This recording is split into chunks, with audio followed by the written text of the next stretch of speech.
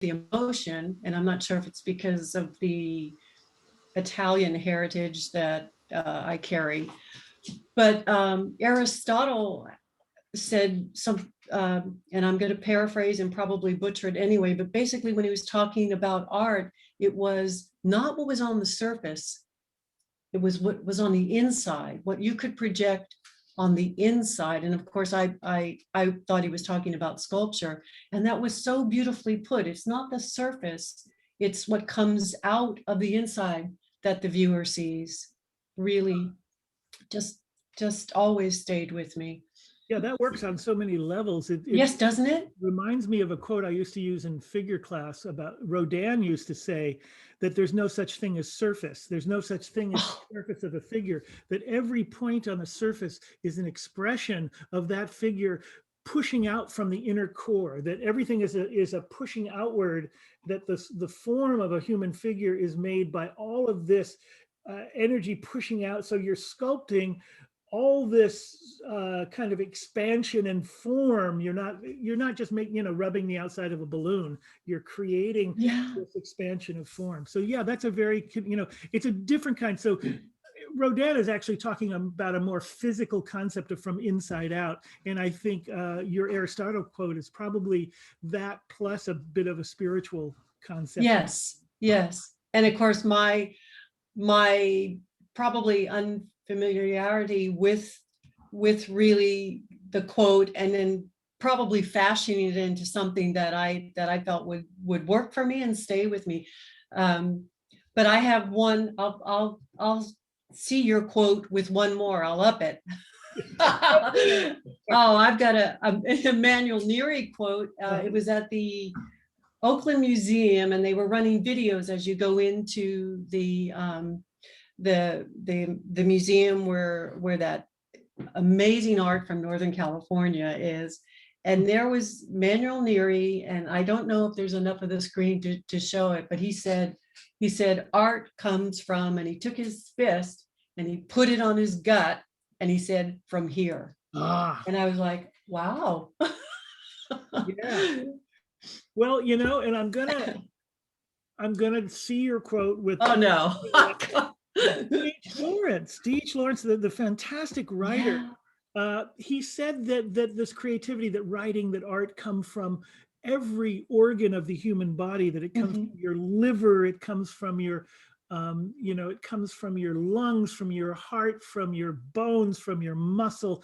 And he did say from your penis, which I turned into Jennifer, because can't quite relate to that. Well, yeah. So, I kind of translated it to contemporary times when I used it in a workshop, and I said, I think what he was saying there is from our sexual organs, because basically, that experience when you're in the studio, that whatever it is that you're sensing your work with, whatever it is that's telling you that something's not quite right and needs to change, or something's really working and needs to grow stronger, all of that it's not a mental thing, and it's not just a visual thing, it's a full body contact sport. Yeah. And sometimes that sensation or that reality is so strong for me that I have to turn off music or the radio, the radio for the PBS NewsHour. We'll go ahead and now you know what I listen to. Yeah. But I have to turn it off because it's too much. It's too much stimulus, or it's just way too much for me, and I can't. I feel overwhelmed. Huh. Yeah, so that's kind of a bit of a difference in our process, because I think for me, I will often listen to a book on tape, or I'll listen to beautiful. And I think what it does is it sends my left brain, it sends my linear thinking, my kind of, analytic, get in the way, doubtful brain off. It's like sending, taking the kids out and putting them in daycare so that it quiets that side. It still lets it act up, but it's quieted by the book. Right. I think that's what happens. So that's when did you start getting those figures? Were you doing that when you were working with me, or did those come later?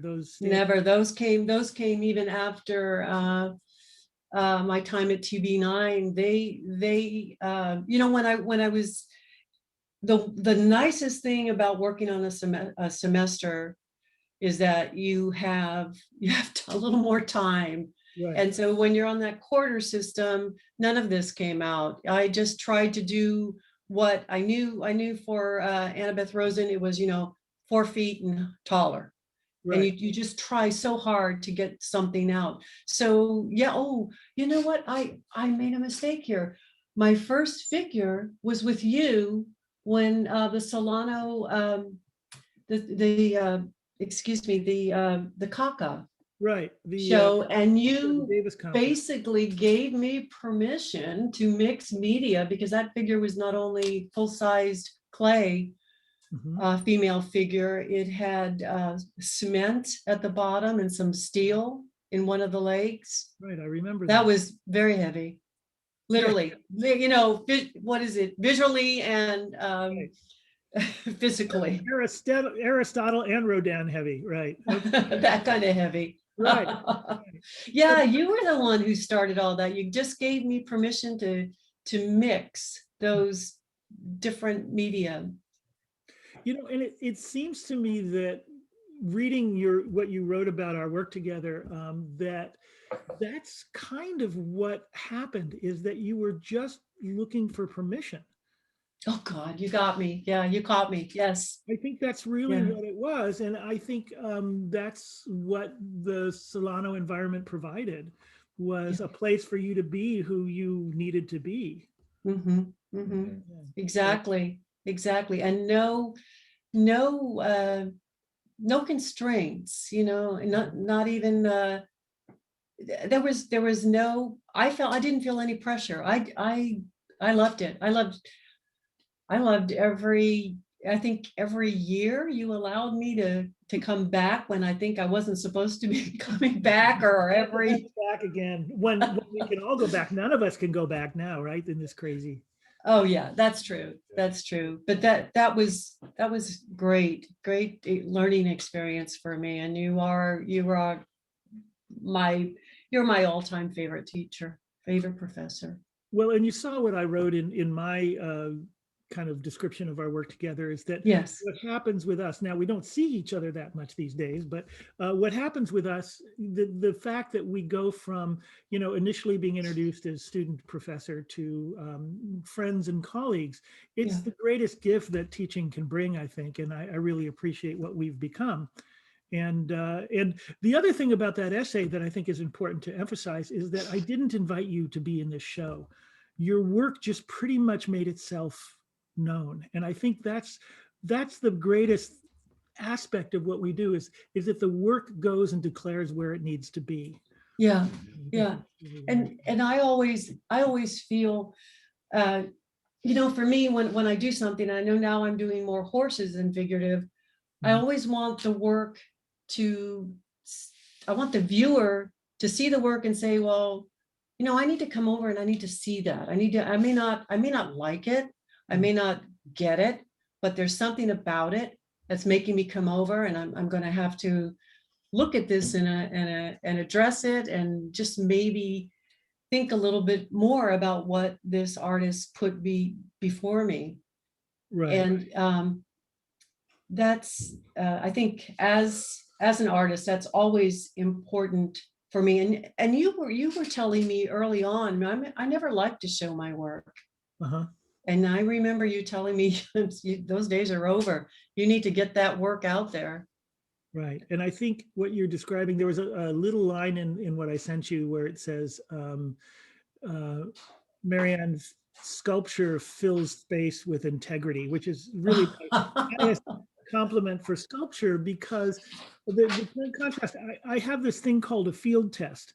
And there's a sculptor named Lieberman who I like to bash a little bit, because he's the guy that makes those big kind of oblique pipes cut at angles, painted bright red, that are stuck in front of buildings. And they're bright red and they're enormous and they scream for attention. But once you give them attention, you look at them, you go, yeah, what?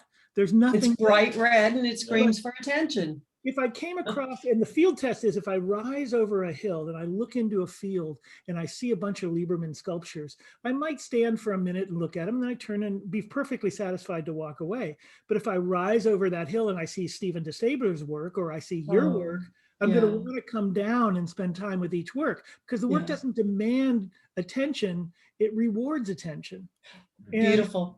Yes. and what I would do is I'd spend time as long as I could in the field, and then I'd make plans to come back and camp for a week. And that's the field test. So